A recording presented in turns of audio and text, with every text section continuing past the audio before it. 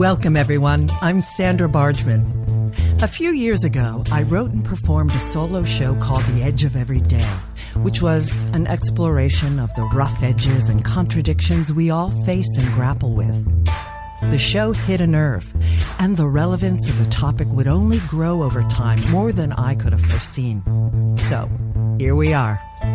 Real talk with real people, sharing stories and perspectives that spark provocative invitations to leap out of what's safe, on the edge of every day.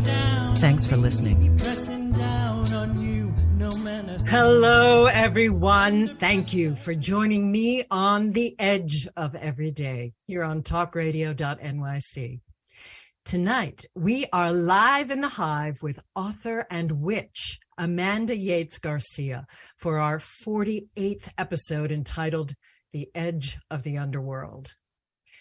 For those of you who have become loyal listeners, thank you. Thank you so much for spending your time with me and my guests. Our numbers keep growing, and I have you to thank. I couldn't do it without you. Please continue to share this podcast with friends and family, and take a moment to subscribe to my YouTube channel, Sandra Bargman, on the Edge of Every Day. And if you're tuning in for the first time, welcome to The Edge. If you like what you hear and you want to check out my past episodes with my inspiring guests, you can find them on talkradio.nyc, on your favorite podcast platforms, and on my YouTube channel, again, Sandra Bargman, on the Edge of Every Day. This show is about pushing boundaries and exploring rough edges. Through conversations and shared stories with friends and colleagues, it's my hope that we can begin to understand our edges.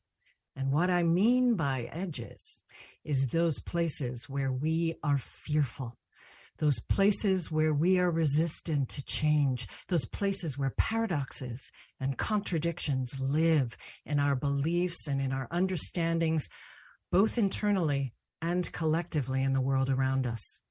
Listen, we live in edgy, tumultuous times, and people are complex. The more we recognize our own edges and get real about them, the more we can help others to do the same. And that, I fully believe, can help to change the world. So thanks again for tuning in.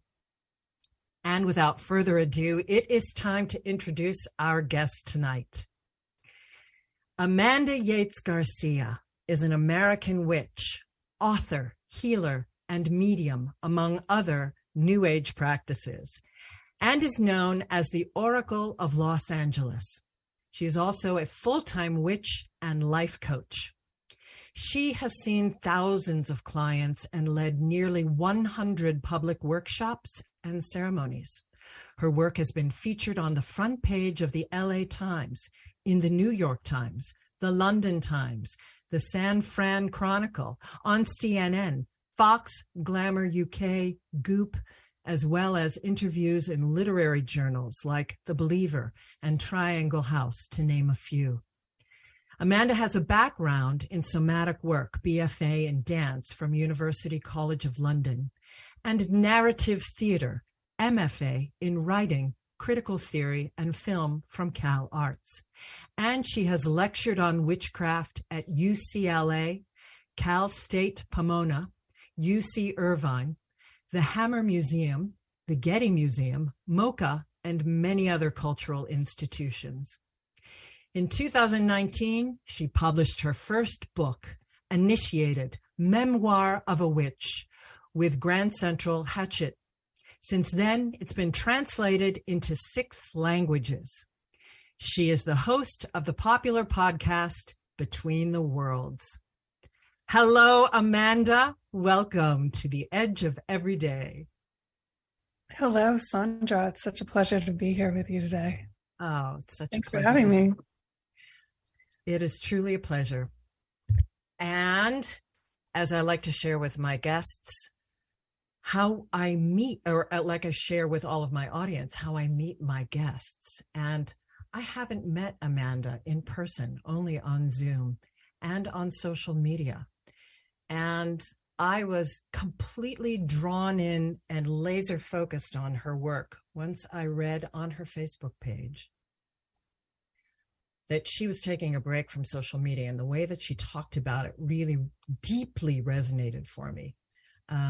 She just talked about needing to take a break from it and how it was sucking all of her energy, and she didn't want to jump through hoops. And so from then on, I was really tuned into all of your work. And so, yeah. And you are not on that. You are on Oracle of Los Angeles now. You're not on the original page that I used to follow, Amanda Yates Garcia, right? Well, so I have two Facebook pages. I have, I think, at Amanda Yates Garcia and at Oracle of LA. One of them is a personal page and one of them is a business page, but I never really go on them anymore. I haven't really been on Facebook for maybe like 6 to 8 months.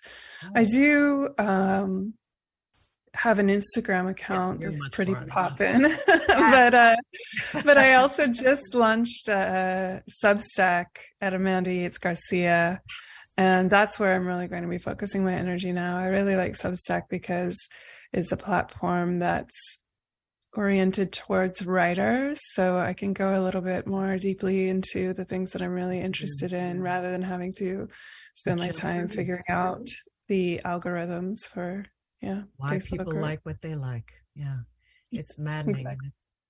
It's such a part of our world, how to navigate that. But so I'd like to talk about, right before we jumped into this conversation, I pulled a tarot card and a rune. And for my listeners, I'm sure you all know what tarot is, but you may not know runes. And it's a divination tool that has a long history dating back to Germanic and Nordic tribes.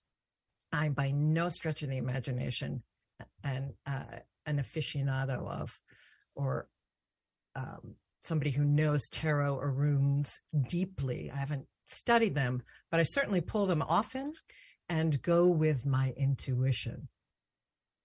And I pulled Ace of Rods, which is also Ace of Wands for those of you listening in. And the rune that I pulled was Ingus. You can't really see it with these green screens.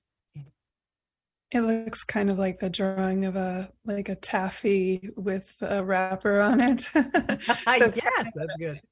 It's a diamond, and then it has a little V hat and a little V skirt. Lovely.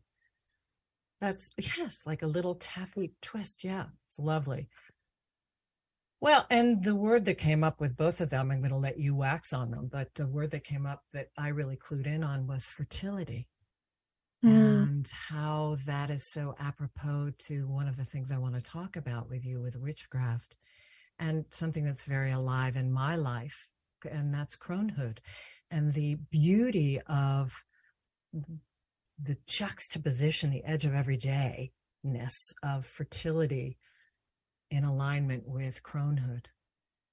And I just love that image of, we're always birthing. It's not just mothers.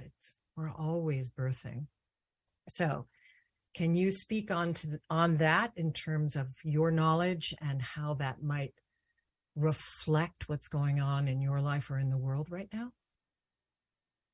Yes. Well, anytime that you pull an ace in the tarot, it's a big yes.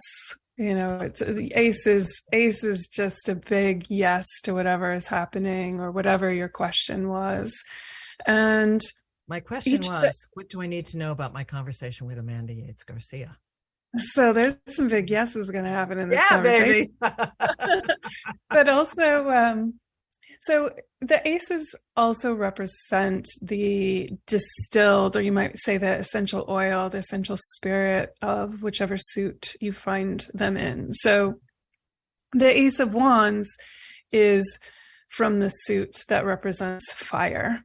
Wands are tools of transformation. So if you think of a wand and what it does and how it functions for witches, you use your wand to point to something and say, this, out of all of the other things that are in this room or in my life, this is where I'm directing my energy. This is where I'm directing my attention. And then wands are an agent of transformation. So you're pointing at whatever thing you're directing your energy towards and saying, this I will to transform. And so fire is associated with will and passion and creativity and that creative spark and inspiration and the warmth and heat of action. It's a very active force. And in fact, in witchcraft, it's called the upward force, because as you'll notice, if you were to look at a flame of a candle burning, or if you were to look at a fireplace, you'd see that the fire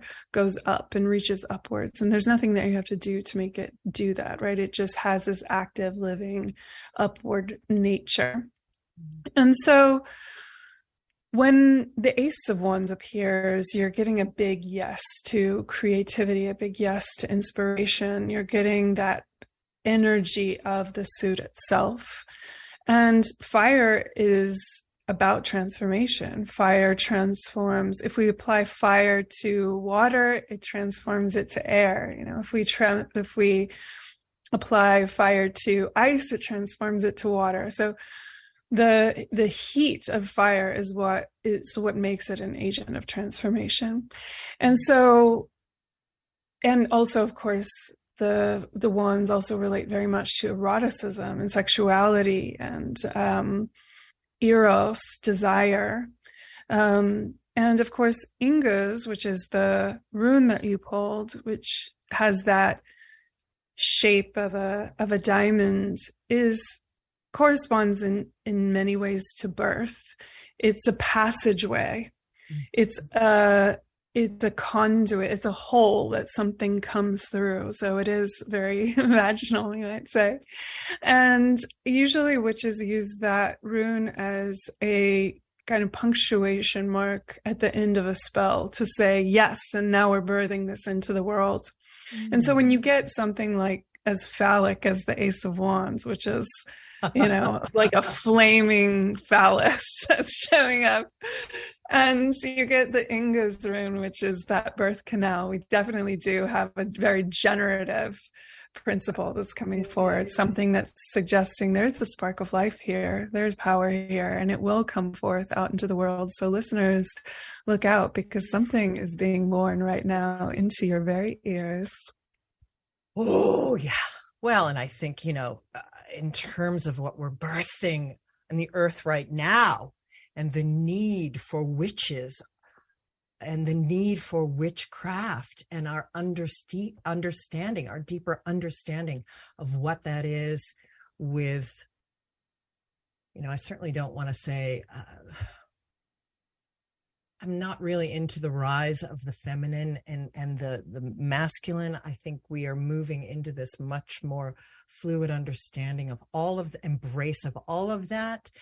But in terms of the power that women are stepping into in the times that we are in and watching, and you must see it in the resurgence of witchcraft and the word that you used, willpower, and how that relates to our understanding of witchcraft. And when I think of, you know, magic and witchcraft, I think a lot of people misunderstand it as manipulative and full of willpower, when indeed that's not the nature of it. But we're going to take our break. And when we come back, we're going to address all of those things. What is the nature of witchcraft? What is the nature of magic? What is the nature of enchantment? And our need for it in the world today. When we come back with Amanda Yates Garcia on the Edge of Everyday. Stay tuned. Are you a business owner? Do you want to be a business owner? Do you work with business owners? Hi, I'm Stephen Fry, your small and medium-sized business or SMB guy, and I'm the host of the new show, Always Friday. While I love to have fun on my show, we take those Friday feelings of freedom and clarity to discuss popular topics on the minds of SMBs today. Please join me and my various special guests on Friday at 11 a.m. on talkradio.nyc. you a conscious co-creator? Are you on a quest to raise your vibration and your consciousness? I'm Sam Leibowitz, your conscious consultant, and on my show, The Conscious Consultant Hour, Awakening Humanity, we will touch upon all these topics and more. Listen live at our new time on Thursdays at 12 noon Eastern Time. That's The Conscious Consultant Hour, Awakening Humanity, Thursdays 12 noon on talkradio.nyc.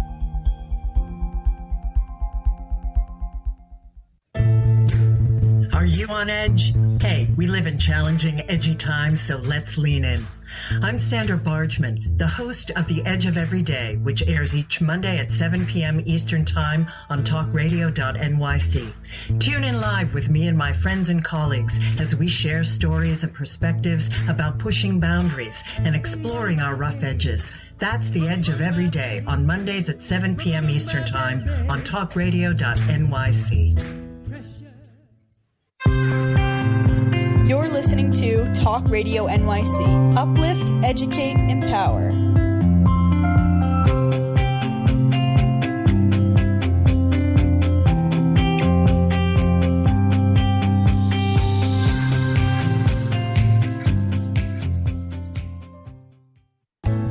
Chipping around, kick my brain to the ground. These are the days it never rained, but it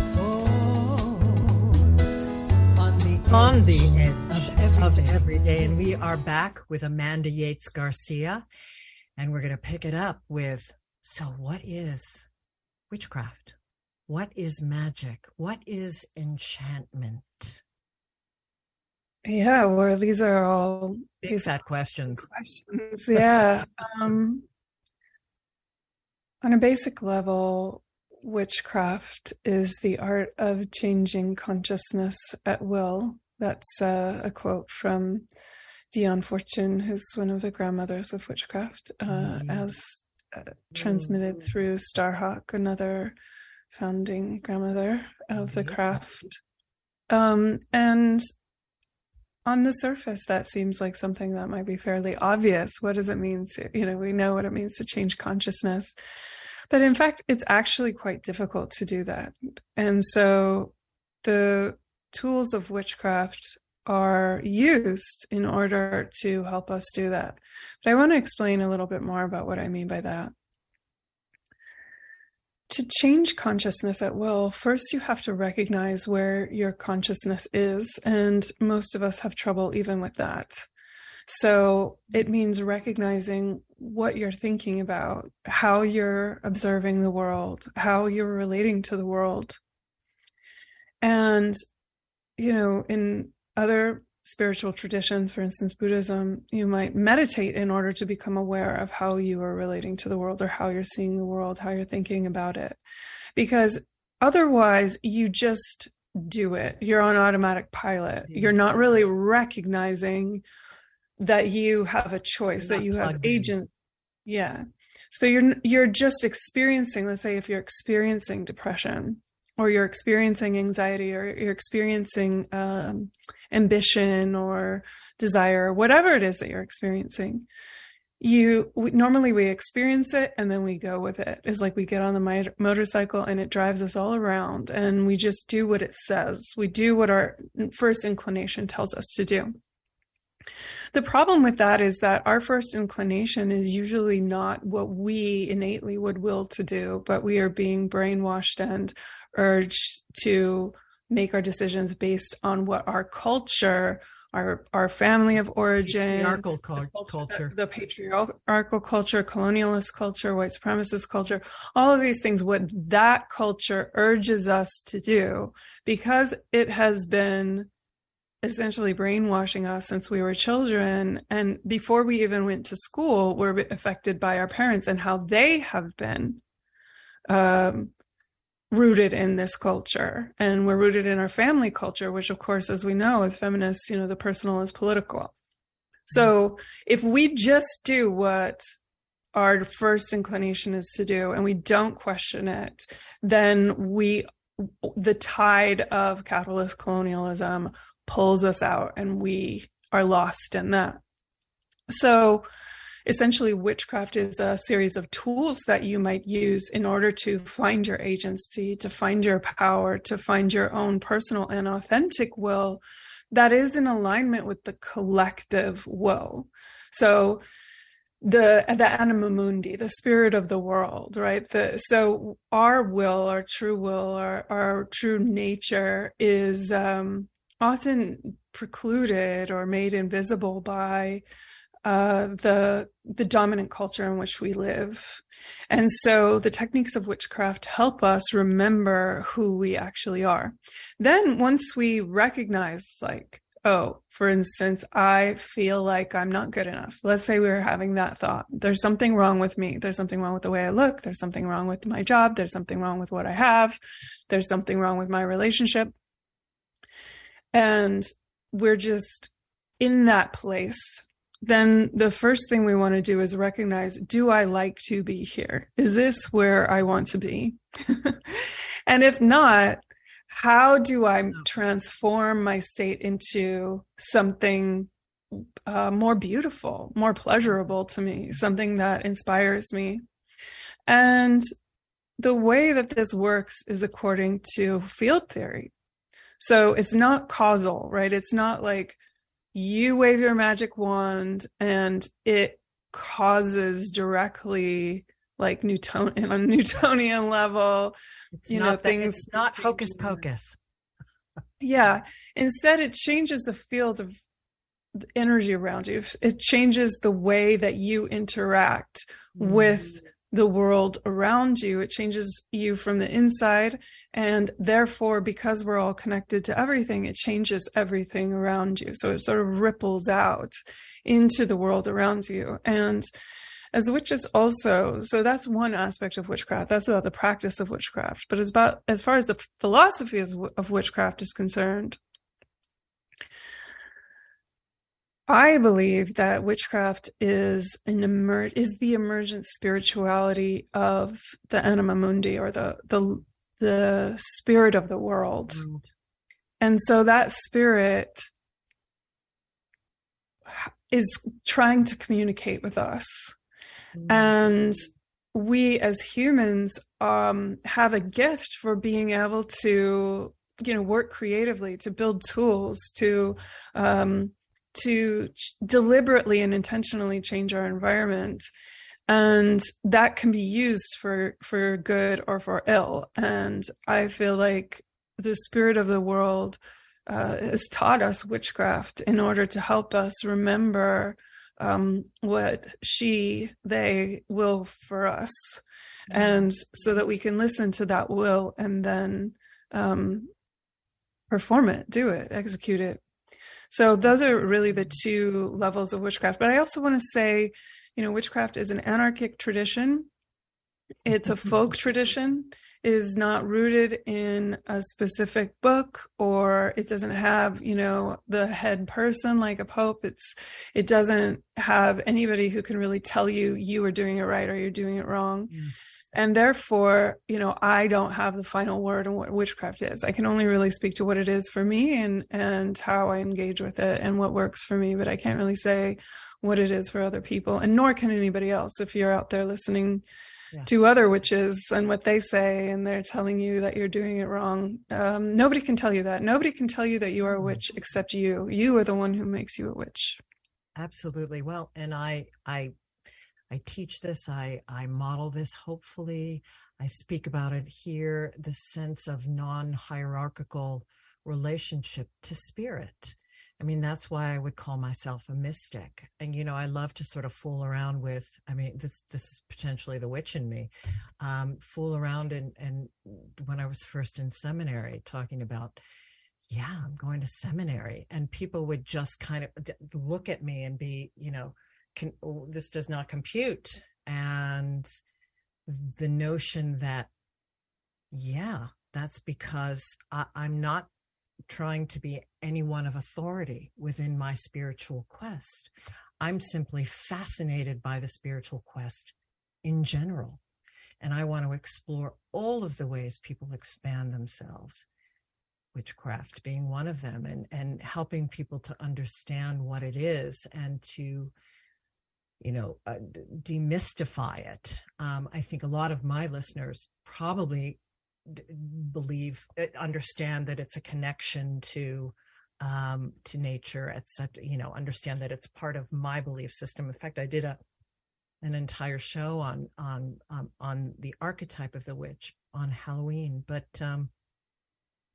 yeah, the sense of agency, always agency.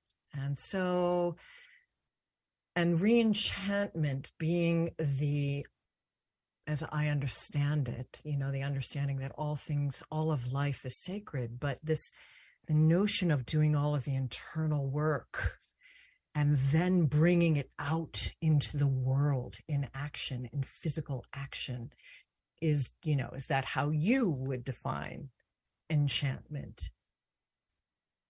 So when we speak to the word enchantment on a basic level, enchantment is the property of making something sacred. So to enchant something is to chant over it, for instance, is to imbue it with sacred properties. But that chanting over is actually a way of simply recognizing that it already is sacred, that we live in a sacred world. But it's through our rituals of enchantment that we make the world sacred. In other words, that we come to understand it as sacred. Yeah. Enchantment and magic are all about relationship and honoring the web of relationships and the connectedness between all life. So that's one layer of enchantment. But the way that a lot of people are using the phrase today comes from the cultural critic and feminist Silvia Federici in her book Caliban and the Witch, which is speaking to the beginning of capitalism and the persecution of witches during the Inquisitions. And the idea of enchantment in that regard is based on the idea that the world has become disenchanted through capitalism. In other words, capitalism renders everything unsacred. It breaks the connections. It breaks the relationships that we have with our land of origin, with our family of origin, with other people in our culture, between generations in our culture, between us and the quote unquote natural world. It severs those connections and then sells them back to us, because we are then isolated, alone, afraid, because all of our connections have been severed, and humans are animals of relationship. And so also through that severing of connection, it makes it so that the world around us is not sacred, right? A tree is not alive. It does not have a consciousness. It is only valuable as a means to access capital. We can liquidate, quote unquote, the value of that tree. So we cut it down, we turn it into, I don't know, like a cheap IKEA bookshelf or whatever. And then we have transformed that tree to something that is completely valueless, because it's just standing there doing nothing, into capital. And that is the process of disenchantment. Yes. But as I was saying before, if we don't do the work of enchantment, then we are sucked out with the tides of disenchantment. So because everything in our culture is pushing us and propelling us towards this feeling of disenchantment, this feeling of alienation, this disconnectedness from each other, from the world around us, then we have to have practices that reconnect us. Because if we don't have those practices, how are we going to do that work? Amen. We won't be able to. And it doesn't necessarily mean that you have to practice witchcraft and that's the only way to do it, but it is one effective way. Indeed. And we're going to talk about those practices, in particular ritual, when we come back on The Edge of Every Day with Amanda Yates Garcia. Stay tuned. Are you passionate about the conversation around racism? Hi, I'm Reverend Dr. TLC, host of the Dismantle Racism Show, which airs every Thursday at 11 a.m. Eastern on talkradio.nyc. Join me and my amazing guests as we discuss ways to uncover, dismantle, and eradicate racism. That's Thursdays at 11 o'clock a.m. on talkradio.nyc. Are you a small business trying to navigate the COVID-19 related employment laws? Hello, I'm Eric Sauver, employment law, business law attorney, and host of the new radio show, Employment Law Today. On my show, we'll have guests to discuss the common employment law challenges business owners are facing during these trying times. Tune in on Tuesday evenings from 5 p.m. to 6 p.m. Eastern Time on talkradio.nyc.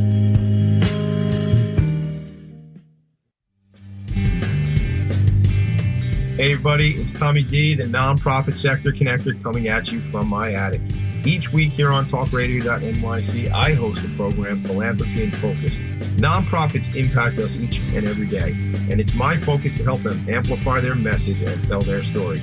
Listen each week at 10 a.m. Eastern Standard Time until 11 a.m. Eastern Standard Time, right here on talkradio.nyc.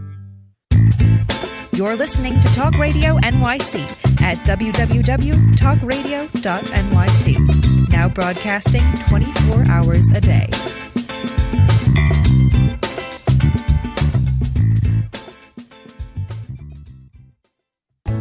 Chipping around, kick my brain to the ground. These are the days it never rained, but it pours on the edge of every day. And we are back with Amanda Yates Garcia.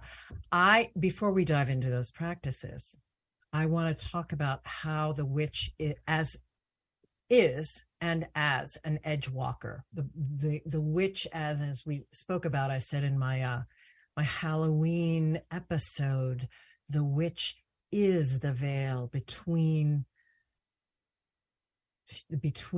the other world and the underworld, between the light and the dark. She's the fence rider, the veil. Speak to me about the comfort of a witch within these liminal spaces, this dance between polarities, if you will. Speak to me about your understanding of that and teachings of that. Yeah, so traditionally, witches lived on the outskirts of town. Yeah. And, as medicine people, they were in charge of mediating between the realms of civilization or the realms of the people and the unseen realms, which would be the realms of the ancestors or the realms of the imagination, the realms of the woods and the dark. And the hedge also is built into the history of witchcraft, in the sense that when witches were persecuted in the medieval period, or the transition into modernity, the reason for that was because of the enclosures of the land that had been held in common by the public, and the landowning classes enclosed that land and essentially forbid the general public from grazing their animals there or being able to plant crops there, which meant that they starved unless they worked for these landlords, essentially. And many of the witches who were accused of witchcraft were older women who lost access to their livelihoods, right? They couldn't graze sheep on collective land any longer, and they couldn't be hired by the lords to do like farm labor because they were elderly. So they would be, often become beggars. And then if people denied them their requests for milk or meat or bread, they would then accuse these women of casting spells on them.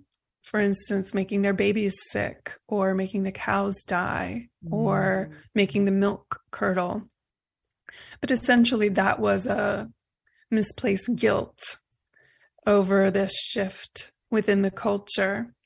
And also the older women, the elderly women, were the ones who remembered the old ways, and that there was a collectivity beforehand. And of course, you know, if any executive goes into a new company, they want to like get rid of the old guard, get rid of the people who knew the culture before, right? Yeah. You kind of fire everyone and then bring in new people. So there's that political aspect to the edge walking, in the sense that they literally were outside of the hedge, right?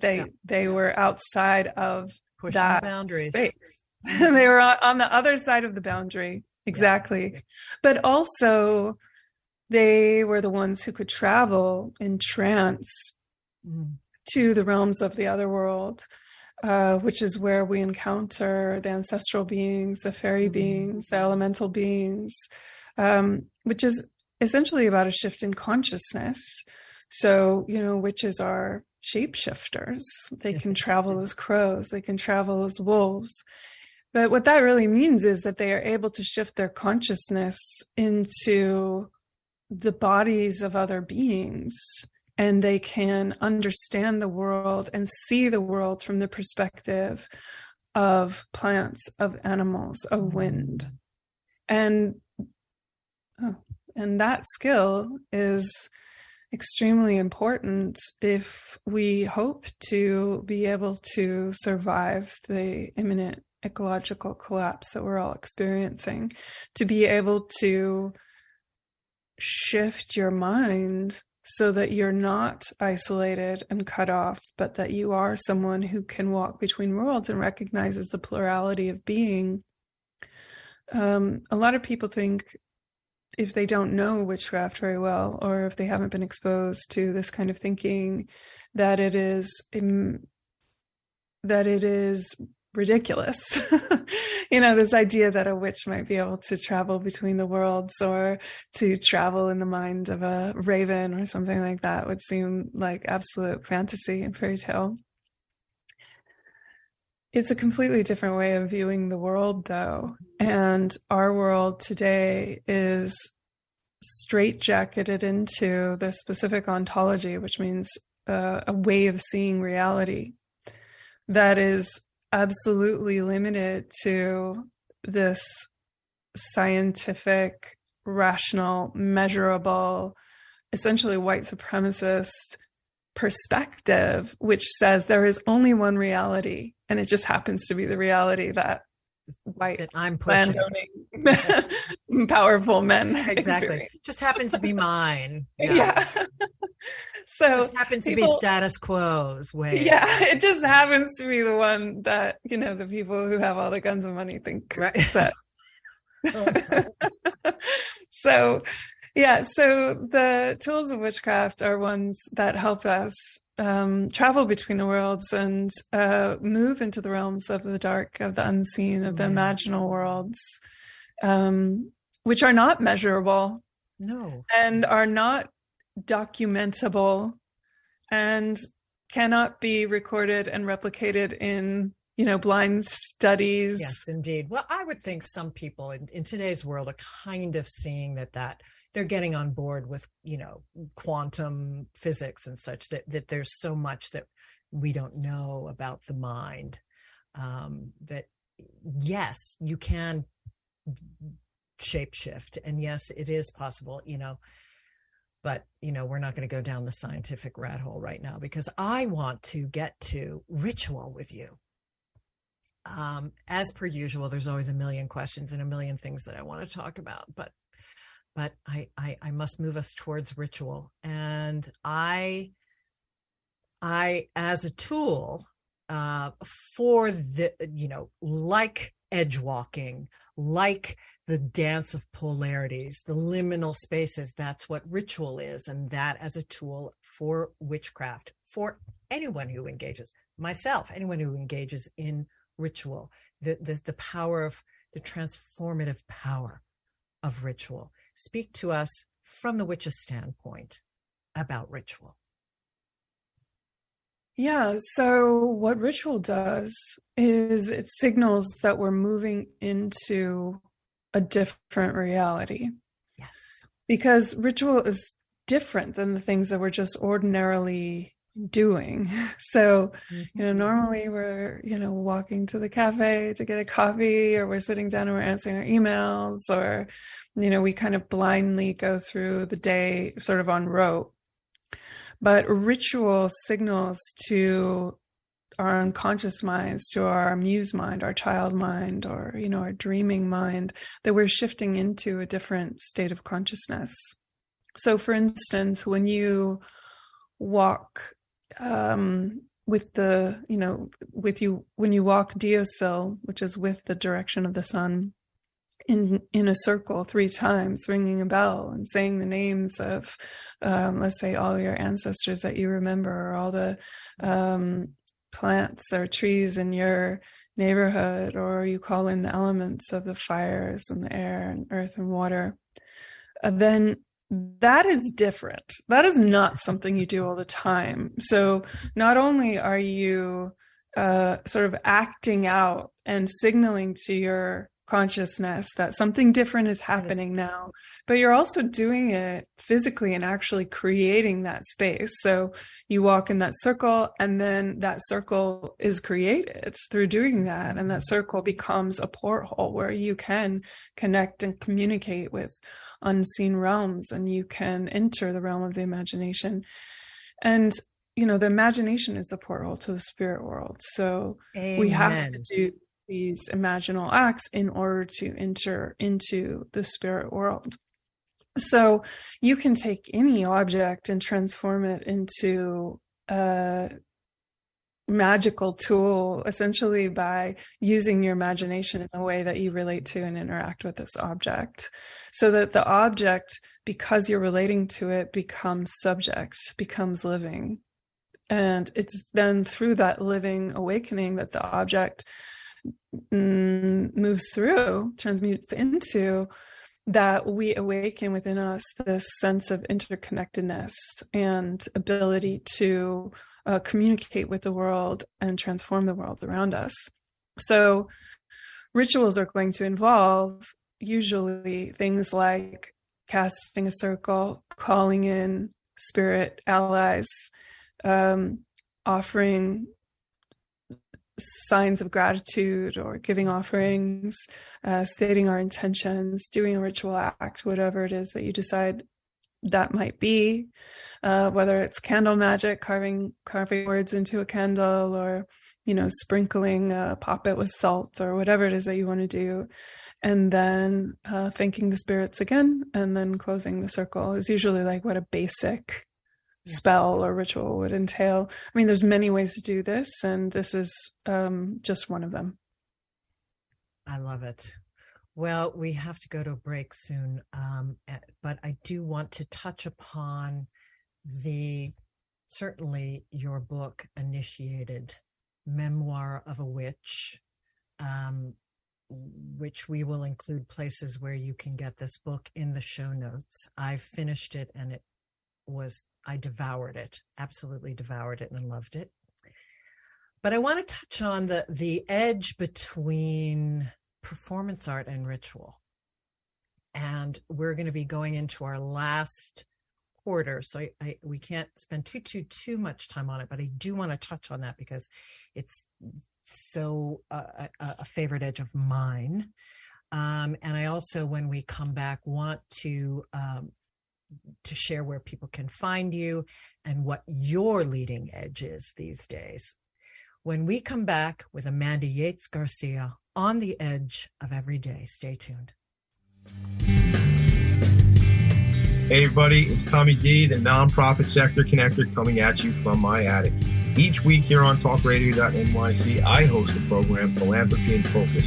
Nonprofits impact us each and every day, and it's my focus to help them amplify their message and tell their story. Listen each week at 10 a.m. Eastern Standard Time until 11 a.m. Eastern Standard Time, right here on talkradio.nyc. In a post-COVID world, you may have many unanswered questions regarding your health. Are you looking to live a healthier lifestyle? Do you have a desire to learn more about mental health and enhance your quality of life? Or do you just want to participate in self-understanding and awareness? I'm Frank R. Harrison, host of Frank About Health, and each Thursday, I will tackle these questions and work to enlighten you. Tune in every Thursday at 5 p.m. on talkradio.nyc, and I will be frank about health to advocate for all of us. Are you a conscious co-creator? Are you on a quest to raise your vibration and your consciousness? I'm Sam Leibowitz, your conscious consultant, and on my show, The Conscious Consultant Hour, Awakening Humanity, we will touch upon all these topics and more. Listen live at our new time on Thursdays at 12 noon Eastern Time. That's The Conscious Consultant Hour, Awakening Humanity, Thursdays, 12 noon on talkradio.nyc. You're listening to Talk Radio NYC at www.talkradio.nyc. Now broadcasting 24 hours a day.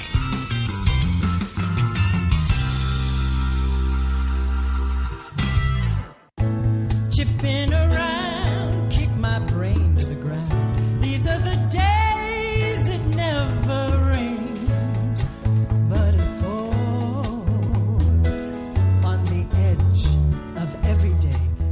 And we are back with Amanda Yates Garcia. So, the reclamation of ritual and the need for it in today's world, as we are being called forward, all of it, and Mother Earth is calling to us, and the spirit of the world is calling to us. One of the ways in which I have done that is to blur the edges of ritual and theater. And in my show, The Edge of Every Day, which was a solo show before it was this podcast, and weaving in spiritual concepts with music, which is the song that you're hearing when we enter into our conversation. And, but the whole notion of combining, ritual isn't theater, but theater is ritual mentality. So, and I know that you've combined it with, and you had an interesting reaction to your Oracle of Los Angeles. Did you set out to make that more as a performance art, or were you genuinely trying to educate on ritual, etc.? What was the intention of that, and then what did that turn into? Can't hear you. Sorry about that. Oh, good. Yeah, initially, yes, because I came from a background in the arts. I started doing public rituals as an artist, but my work and my understanding of what I'm doing has changed it has changed radically in my decade or more, 15 years or so of doing this work publicly. So now I come to understand it this way. Ritual, witchcraft, spell work, there is no witness. There is no spectator. Everyone is a part of this, right? It's not something that we engage, that we look at, that we spectate on as an audience from a position of aesthetic distance. So when we go to a performance, for instance, at a theater, the lights go low and they go dim, which is in itself a ritual, and maybe the curtain opens, and then when we're spectating on something that is happening on a stage, and there is, the fourth wall, right, between us and the view, between the performer and it can be broken too. Yeah, sure, you can break it, but the thing is, with ritual, you're always breaking it, I think, if you're doing it successfully. Now, other people might argue with me about that, because I know a lot of witches who do ritual as performance, and it is still a sort of spectatorial practice, I guess you might say. Yeah, but for me, no, I think that ritual is is an act of transformation, and you will be transformed if you participate in it, and you must participate in it. If you are there, you will participate because because everything in the proximity does. So even if you resist it, there is a essence of participation. So don't go to a witch's ritual if you don't want to participate, basically. Yes. If you don't want to be transformed, don't go. Don't go. Well, a good rule of thumb: don't go to a ritual. Period. If you don't want to transform, if you don't want those rituals. And that brings, of course, up intention, and we just unfortunately don't have time. I want you back on the show where we can dive way deeper into all of this stuff. But anyway, so what are some of the older generation thinking about the newer generations coming up? How witchcraft is evolving? We don't have, again, a ton of time left, but I do want to touch on that. I mean, how are the older generations even thinking about ritual and the edge of performance and how witchcraft is evolving?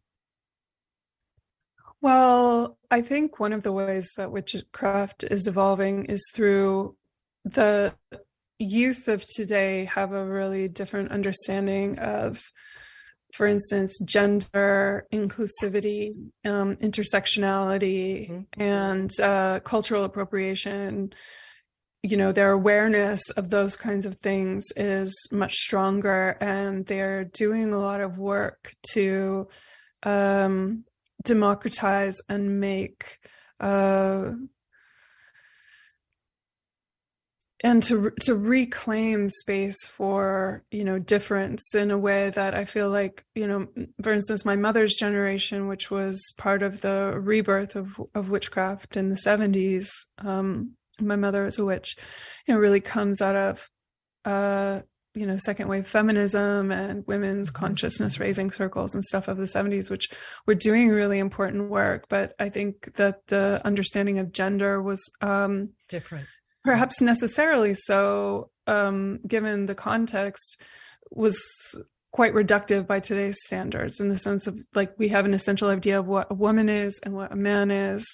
And, those circles, I think, were important for people at the time, but they also didn't allow for different understandings of gender, and also had a lot of cultural appropriation problems, I think, because witchcraft is to a large degree a reconstructionist practice. And so we're often taking from many different traditions, but my practice now is to draw from the traditions of my people, of my genetic lineage. So I think that those are some major ways. I also think, there wasn't the internet when I was really starting, or when my mother was doing this work. There was no witch talk, there was no blog posts telling about Between the Worlds podcast. There was no Between the Worlds podcast. So I think it was much harder for people to access in a way. And absolutely. But there's also the power that you stepping out in the way that you're stepping out. Yeah. I mean, it's kind of, which came first, the chicken or the egg, in terms of, the fact that you call yourself a professional witch is fantastic. I mean, that's like a political statement. For real, it is. And like jamming. And, and I there were a handful, listen, I was not a part of that second wave. I was a little too young, but, just on the tails of it. But yeah, no, I didn't. But yeah, no, you absolutely. The web has it's really given platform to all of this new understanding. Absolutely, it has. And it's allowed for people to see that there are many ways of doing this, and has really increased the visibility of witches. And I think because it's allowed witches to speak publicly for themselves, when historically, most of the time when you were hearing about witches, it was from the mouths of their enemies, or from the mouths of people who wanted to dismiss them. So maybe the religious right, or anthropologists who are essentially saying that this is a dead practice or trying to disprove it in multiple ways, or people who were making fun of it or saying that it wasn't real, but never actually hearing the witch's voice, her or themselves. So now you get to hear the witch speak in my case, in my own voice. And I would imagine that it's not what people expect, because people have this idea of what a witch is, Indeed. But they don't actually know anything about what witchcraft is. So it's been my experience that, for instance, many a time when I'm being interviewed by, bigger publications like, the New York Times or whatever, that people have this idea of what witchcraft is, and they ask you questions about it in order to get you to conform to their own idea of what it already is, but they don't actually know anything about it. So they're asking you questions that are really irrelevant to so because they think they already know, right? They're like, they always say things like, oh, you're a witch. Where's the wart on your nose? How come your skin's not green? Because their understanding of what a witch is drawn from, the movies. Yeah. But witchcraft is so much more than that. And to me, that's really a beautiful opportunity to be able to speak about it in our own voice and have people understand and see it from our perspective. Well, I am thrilled that you have been speaking in your own voice on the Edge of Every Day about it. And I thank you so, so much. I'm so grateful to be here. Thank you so much for having me. It's been a real pleasure. So let's review for our listeners. We have the oracleoflosangeles.com.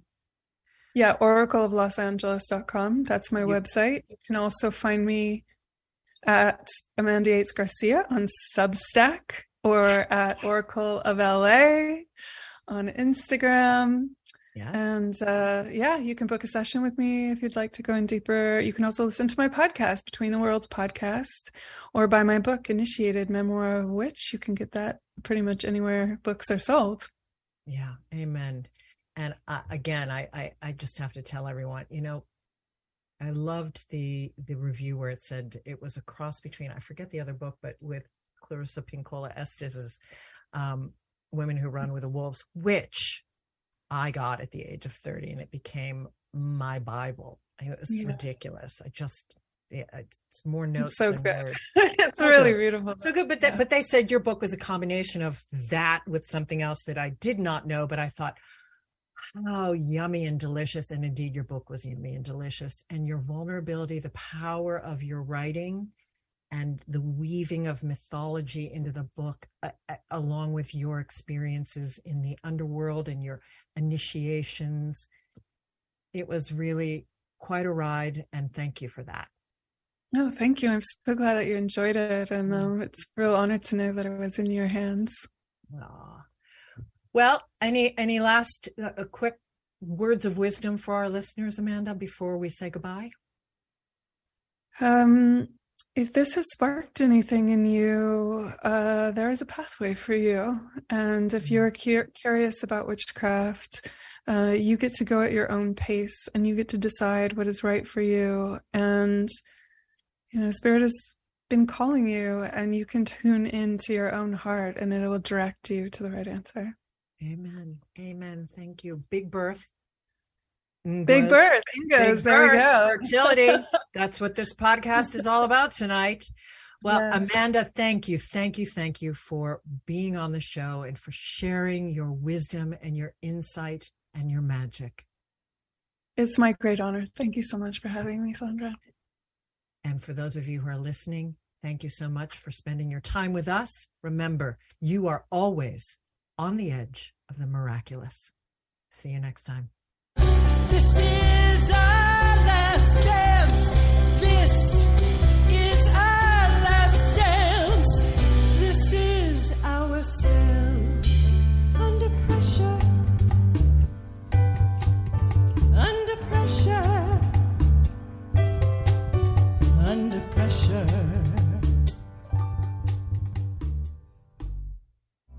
You're listening to Talk Radio NYC.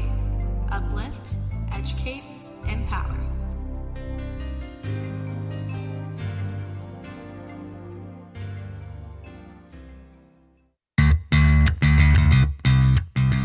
Are you a business owner? Do you want to be a business owner? Do you work with business owners? Hi, I'm Stephen Fry, your small and medium-sized business or SMB guy, and I'm the host of the new show, Always Friday. While I love to have fun on my show, we take those Friday feelings of freedom and clarity to discuss popular topics on the minds of SMBs today. Please join me and my various special guests on Friday at 11 a.m. on talkradio.nyc. Are you on edge? Hey, we live in challenging, edgy times, so let's lean in. I'm Sandra Bargman, the host of The Edge of Every Day, which airs each Monday at 7 p.m. Eastern Time on talkradio.nyc. Tune in live with me and my friends and colleagues as we share stories and perspectives about pushing boundaries and exploring our rough edges. That's The Edge of Every Day on Mondays at 7 p.m. Eastern Time on talkradio.nyc. Are you a small business trying to navigate the COVID-19 related employment laws? Hello, I'm Eric Sauver, employment law business law attorney and host of the new radio show, Employment Law Today.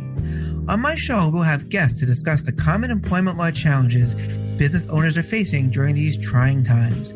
Tune in on Tuesday evenings from 5 p.m. to 6 p.m. Eastern Time on talkradio.nyc.